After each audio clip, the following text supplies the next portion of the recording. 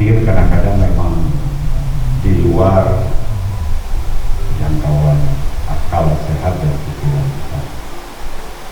Takdir itu beyond, non jauh dari jangkauan manusia.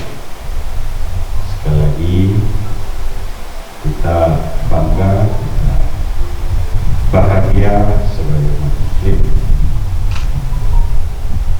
dengan ajaran Rasulullah, dengan ketauhidan Islam.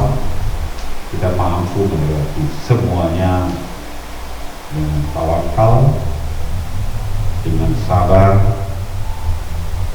dan kembali merekatkan silaturahmi, persaudaraan, persahabatan kita seperti sedia kala. Pada lebih kali ini memang Ibu Linda dan keluarga besar Alm.Makmur yang musibah. Kami datang tentu dalam rangka menghibur, membesarkan hati, mengusir kesedihan yang berlarut-larut. Insya Allah berkabung tentu harus kehilangan orang yang kita cintai, tentu kita harus berkabung. Mungkin ada yang mengajarkan kalau kita boleh selama 120 hari,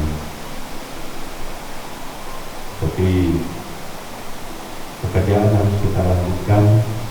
Pengabdian kita kepada Allah, Rasulullah tetap harus berlanjut.